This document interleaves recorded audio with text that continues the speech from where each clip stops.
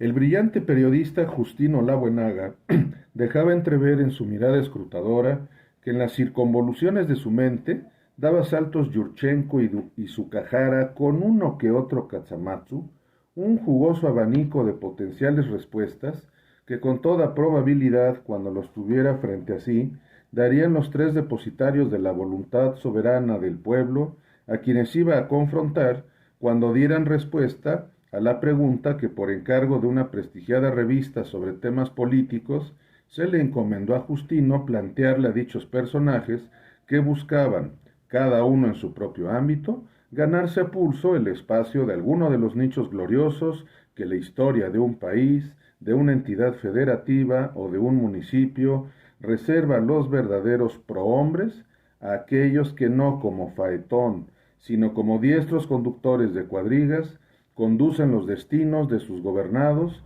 por el camino de la prosperidad, de la armonía y del respeto intransigible al marco legal. Los tres políticos participaban en ese momento en una reunión muy similar a la que precedía anualmente el expresidente José López Portillo, cuando él era el águila real y el pueblo las sierpes eternamente neonatas que saciaban el hambre de poder de dicha águila real. La única diferencia con aquellas era que en esta el titular del Ejecutivo Federal no desempeñaría un papel, digamos, que de director o de solista, como en las convocadas por López Portillo, en que el águila real protagonizaba ambos papeles en tales metafóricos conciertos para instrumentos solista y orquesta. Los gobernadores y demás altos funcionarios participantes constituían la masa orquestal a la que daban línea y forma el director y el solista, el águila y su voluntad real. No, señor, los tiempos cambian. Usted es el cambio, la nueva transformación. Para demostrar a la opinión pública que en verdad se viven tiempos de cambio, dispuso que todos los participantes en la reunión se acomodaran a lo largo de una enorme mesa redonda que se dispuso al efecto, para que, de esa manera, al no haber cabeceras en la mesa, se percibiera un aire de igualdad democrática entre los participantes a la usanza de los caballeros de la mesa redonda del rey Arturo. Nada de que el señor presidente llevaría la batuta durante la reunión. No, señor, aquí no hay director ni solista, aquí todos somos iguales. Tal era la imagen que querían dar los miembros del partido político mayoritario en el país y que eran los únicos que estaban ahí congregados. No cabe duda de que la parafernalia política a veces es tan importante como las intenciones y los hechos de sus protagonistas.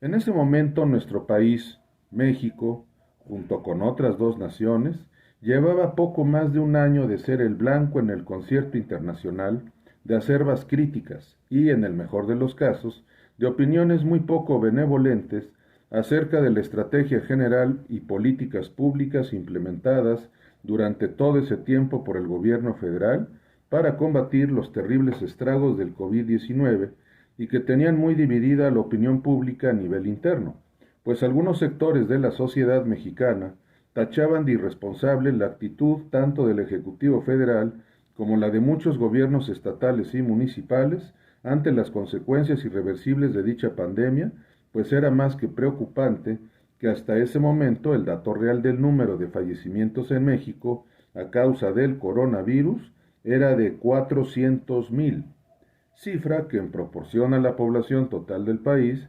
implicaba que nuestra nación ocupara en ese rubro un tristísimo tercer lugar a nivel mundial.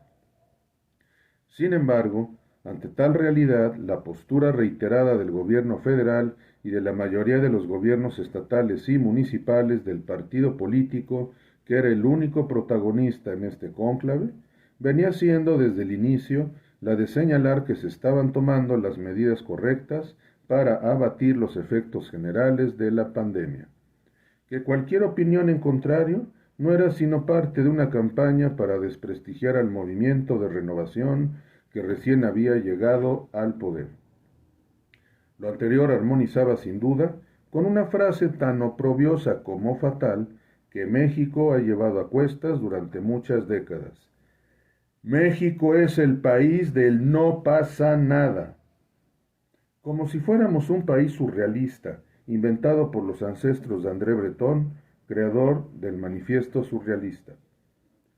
No está de más decir que Justino, en su fuero interno, creía que eran más los aciertos del presidente que sus desaciertos, al sopesar en una balanza las medidas, algunas de ellas sin duda muy innovadoras, que había venido tomando en muchos rubros hasta el día que su partido convocó a esta magna reunión, en que Justino quería encontrar algún motivo que lo ayudara a mantener la gran admiración personal que tenía por el señor presidente cuando votó por él y por su partido en las más recientes elecciones federales, estatales y municipales. Nombre de la reunión: Sinergia Republicana. Como si las 32 entidades federativas del país fueran, desde el punto de vista político, del mismo color del partido mayoritario, como si los gobernadores y presidentes municipales provenientes de partidos minoritarios no existieran en el radar de la visión hegemónica del partido en el poder.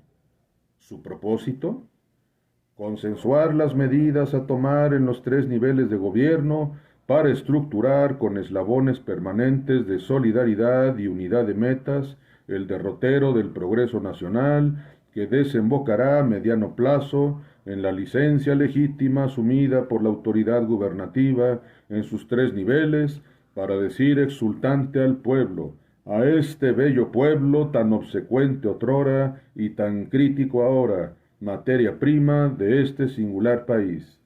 Decirles: hemos abierto para ustedes, compatriotas, con denodado esfuerzo y de veras con ahínco perseverante, los surcos en la tierra de sus demandas, de sus exigencias y de sus derechos inalienables, por los que habrá de fluir la savia vital que vigorice a nuestro organismo nacional como destino natural del compromiso histórico asumido con ustedes cuando brotó a la vida una nueva era, la era de la consolidación nacional, la era de la nueva transformación, en que forjaremos nosotros el camino del progreso y la justicia social, y así a ustedes solo quedará forjar el de ser felices. Todo eso era el propósito de la reunión. Vaya pues.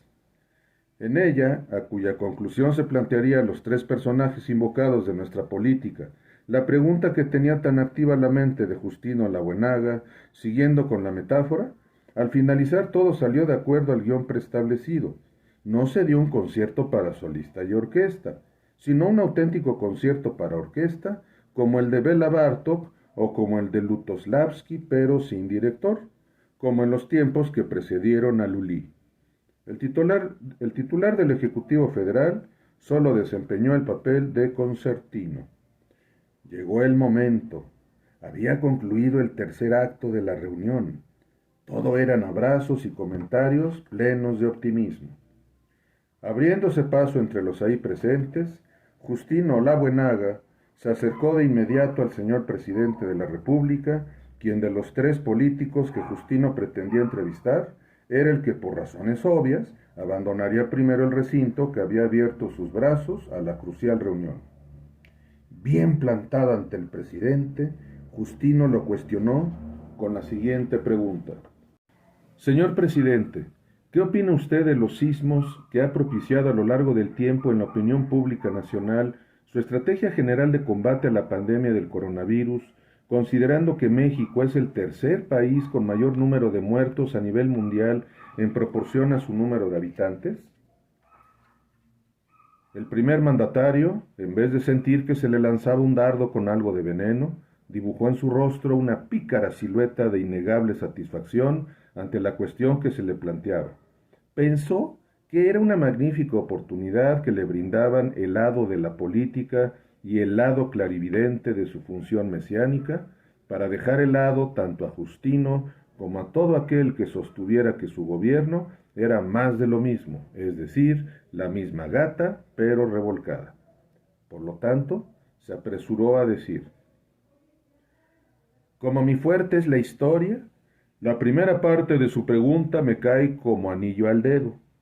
Hagamos el recorrido a lo largo del tiempo que usted menciona. El tlatoanismo, mi querido Justino, no fue más que incipiente autoritarismo. El virreyismo, vil menjurje de españolismo con gotas de aztequismos. El iturbidismo, un primer ensayo de anacronismo. El federalismo decimonónico, puro caoísmo. El centralismo de ese siglo, rigidismo acéfalo. El paredismo, pérfido españolismo que a Dios gracias terminó en el paredón. De esta alusión histórica se congratuló la Buenaga, no por el valor pretérito de ese pasaje en sí de la vida nacional, ni mucho menos por no guardar relación alguna con el sentido de su pregunta, hecho este último que obviamente lo desconcertó enormemente, sino por ser una señal de que el primer mandatario de la nación estaba bien informado hasta de los aconteceres no tan estudiados ni mucho menos difundidos de la historia de nuestro país, que para saberlos a veces hay que andar pepenando en libros especializados de historia patria.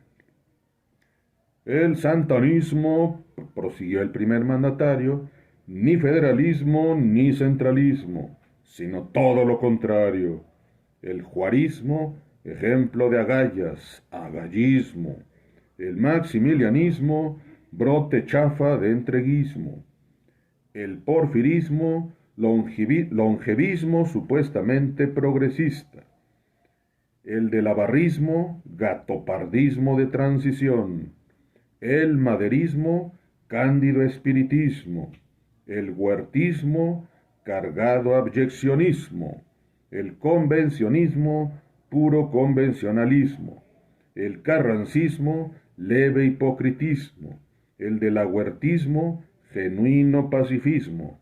El obregonismo, manco revolucionismo. El callismo, una parodia de reformismo. El maximatismo, que por cierto mis adversarios dicen que afanosamente lo busco, nanáis, no pasa de ser parodismo de uno mismo. El cardenismo, ausencia de sincretismo, pero eso sí, con sabor a socialismo y con rostro de humanismo. El Ávila camachismo, decadencia del militarismo. El alemanismo, latrocinismo entronizado. El Ruiz Cortinismo, sobriedad de puntillismo. El lopecismo de Mateos, paseos y estabilidad en los guarismos. El Díaz Ordacismo, disciplinismo a ultranza, trágico tlatelolquismo. El echeverrismo, nacimiento oficial del populismo. Cuando tal dijo, al presidente le dio hipo. El López Portillismo, espejismo de oro, oronegrismo. El de la madrismo, grisismo, larva del neoliberalismo. El salinismo, crisálida del neoliberalismo y hueva de paludismo. El cedillismo, fobaproa como hijo de su mendiguismo. El foxismo, puro transicionismo traicionado. El calderonismo, vil fraude. Y legitimismo que no olvido. El peñismo, corrupcionismo y más corrupcionismo. El presidente hizo una pausa, se sobó la barbilla y le dijo a Olabuenaga: finalmente, acerca de mi gobierno, ¿qué le puedo decir? Si le dijera lo que realmente pienso, violaría un principio que luego me echarían en cara a mis adversarios, que dice que elogio en boca propia es vituperio. Aún así, le diría que soy redencionismo, pero mejor pregúntele al pueblo que es sabio y jamás se equivoca. Es sapientismo puro. Hizo otra pausa. Justino no sabía si era para renovar el aliento y concluir con un corolario de autorreferencia crítica su respuesta de formato conceptista a esa, que según el primer mandatario era una parte de la pregunta, o bien como señal comprensible de aletargamiento mental tras un recorrido sucintamente verbal desde los tiempos de dominio azteca por la historia de nuestra gran nación. Confiaba Justino en que ahora sí, más temprano que tarde, en una de esas daría respuesta a la parte medular de la pregunta sobre su responsabilidad en la estrategia adoptada por su gobierno para afrontar la pandemia del COVID-19. Pero ni tardo ni perezoso, el magno mandatario despejó la justina incógnita agregando: sin duda el corruptismo, que aunque no lo mencioné explícitamente entre los ismos que ha habido en el devenir político de la nación, ha sido el de mayor peso específico por la simple razón de que fue consustancial a todos esos ismos históricos que precedieron al redencionismo de mi régimen, y a algún otro ismo que se le atribuya por quienes vayan a ejercer la política en un futuro. Pero, señor presidente, con todo respeto, no respondí en sí a la pregunta que le hice, pues es la pandemia del coronavirus el tema por el cual le planteé mi cuestionamiento acerca de las polémicas decisiones que usted... Antes de que pudiera terminar Justino de exponer su frustración al jefe del Ejecutivo Federal, éste le dijo: pues yo di cabal respuesta a la primera parte de su pregunta sobre los sismos que han permeado en México a lo largo del tiempo, es decir, a lo largo de su bendito transcurrir histórico. La nuestra es la historia de un gran pueblo, en que su gente es lo más valioso. El pueblo jamás se equivoca, mi estimado Justino, aseveró el presidente elevando el volumen de su voz y modificando su tono hacia uno lleno de tanta emoción como si acabara de almorzarse la expresión: ¡qué orgullo da ser mexicano, chirriones! Ya no tuvo Justino oportunidad de acercar al presidente para que le diese su parecer acerca de lo que el altísimo funcionario interpretaba seguramente como la segunda parte de su pregunta, pues a una señal como de saludo que dio el presidente a cierto individuo de lentes oscuros, pretextó que ya no podría desahogar el cuestionamiento de Justino porque era urgente que atendiera otros asuntos de enorme interés para la nación. Así las cosas, el jefe de la nación abandonó sin más el recinto. De inmediato, Justino se dirigió a donde se hallaba el gobernador, que desde antes de la reunión había dado su consentimiento para ser entrevistado por Olabuenaga. Señor gobernador, ¿qué opina usted de los sismos que ha propiciado a lo largo del tiempo en la opinión pública nacional y local en su estado la estrategia general de combate, la pandemia del coronavirus adoptada por usted en consonancia con la del gobierno federal, considerando que la entidad federativa que usted gobierna es una de las que registran mayor número de muertos en proporción a su número de habitantes? Sin reflexionar su respuesta, el mandatario estatal apuntó: mire usted, don Justino, en mi amado estado jamás ha ocurrido un sismo perceptible. Según entiendo, los sismólogos califican a la península en que se halla mi patria chica como zona asísmica. Sin embargo, estoy cierto de que a nivel nacional y a lo largo de la historia ha habido sismos de gran intensidad y algunos de muy trágicas consecuencias en cuanto a pérdidas humanas.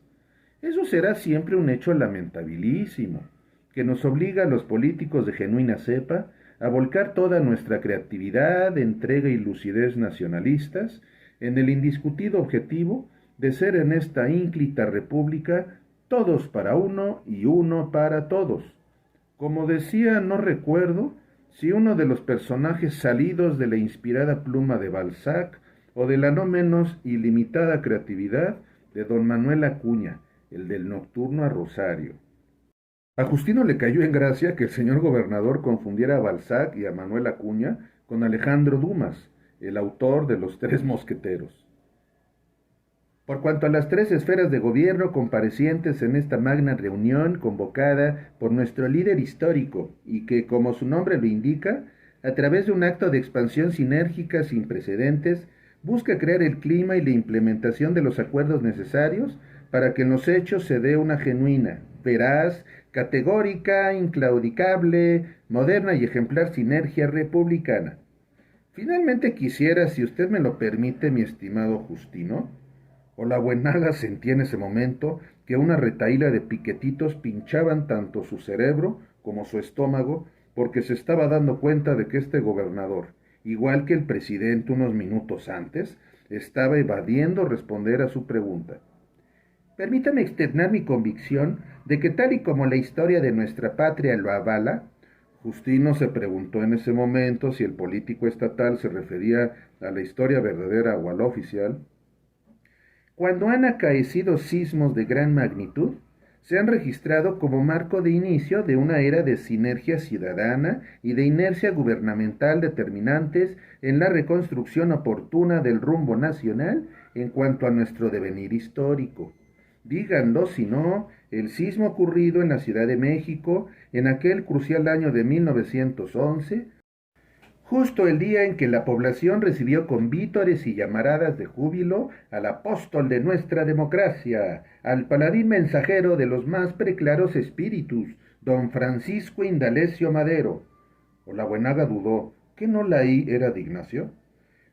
Durante su triunfal entrada a la capital de todos los mexicanos, a esta contaminada pero mágica Ciudad de México, tan encantadora como la ciudad capital del estado, que con verdadero honor gobierno, hecho histórico aquel que fue una señal, un augurio providencial de que la estructura despótica y maloliente del régimen dictatorial de Porfirio Díaz Mori se estaba sacudiendo inexorablemente.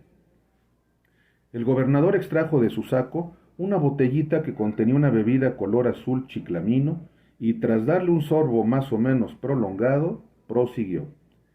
Ni qué decir del recordado por todos nosotros sismo de 1985, que si algo evidenció fue que en serio, como México no hay dos.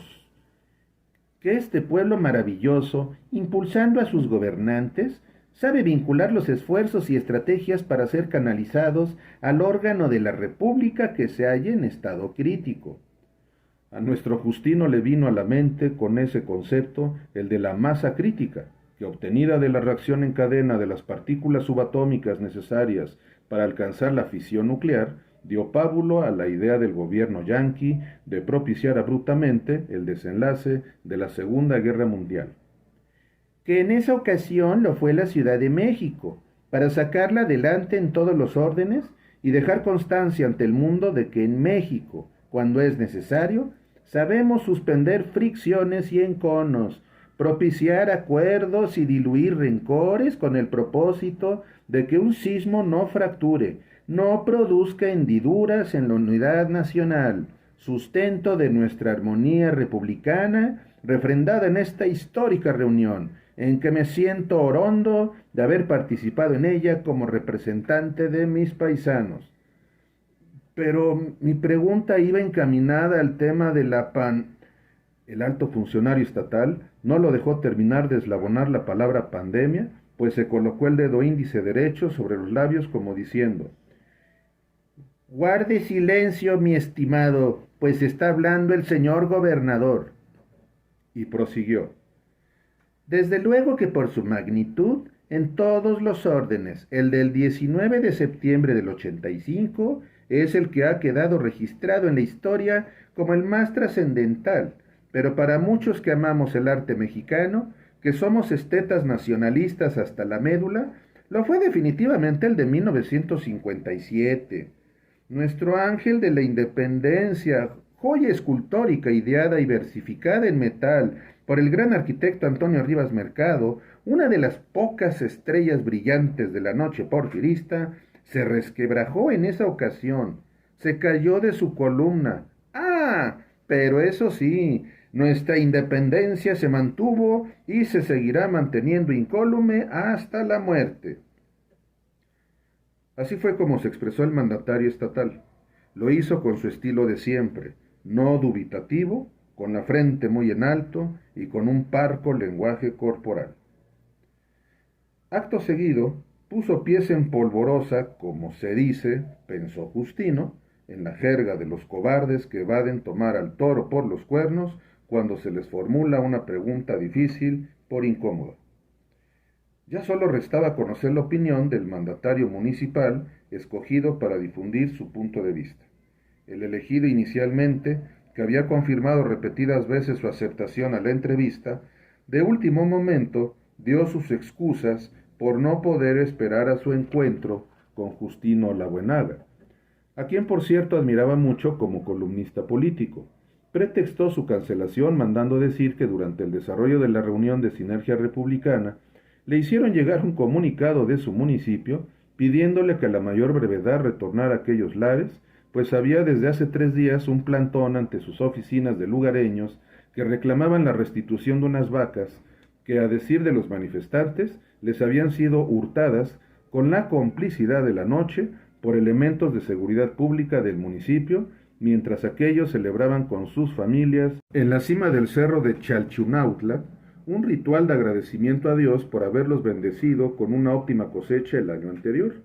Y por si eso no fuera suficiente para que el mandatario local tuviese que retornar a la de ya, al municipio que lo vio nacer, había un grupo de chalchunautlenses a un lado de los otros manifestantes que lo que exigían era que no se hiciera caso en ese municipio al decreto del gobernador del estado, por el cual se estableció desde hace semanas que ya no era obligatorio el uso del cubrebocas en lugares públicos.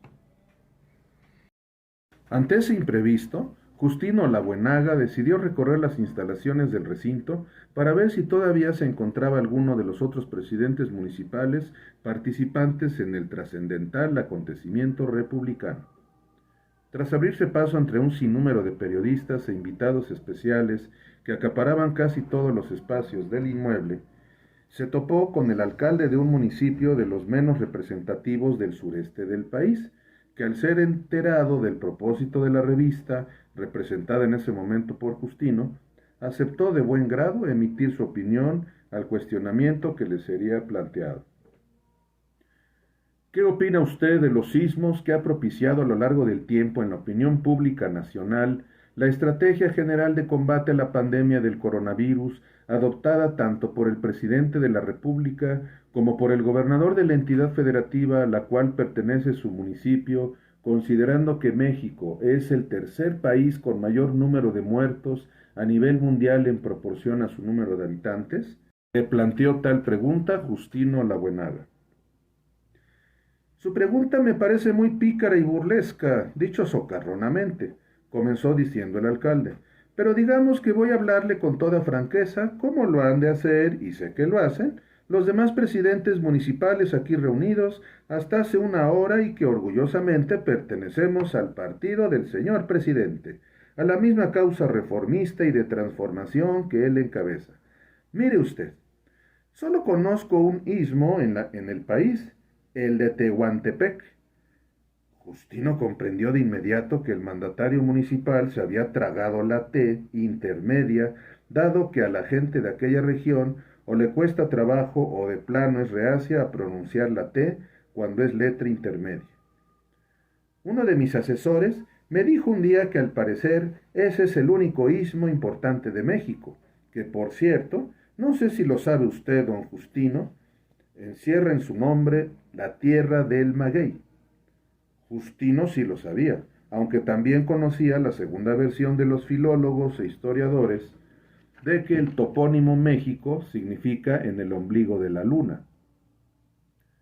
Pero sea o no el único istmo importante, es más, aunque fuera el único istmo en la geografía nacional, prosiguió el presidente municipal, sépase usted que el istmo de Tehuantepec iba a desempeñar un papel crucial en nuestra historia, pues no sé si lo sepan todos los mexicanos, pero cuando la firma del malhadado Tratado McLean Ocampo bajo el gobierno de Benito Juárez, con tal de obtener unos centavos y apoyo en armas, el oaxaqueño estaba dispuesto a conceder a los gringos derecho de paso a perpetuidad, o cuando menos por 99 años, que al caso es lo mismo, precisamente a través de nuestro adorado istmo de Tehuantepec, mediante la apertura de un canal interoceánico.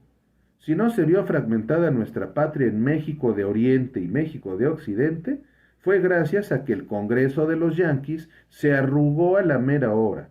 Es obvia su aversión por la vertiente liberal de don Benito, pensó Justino.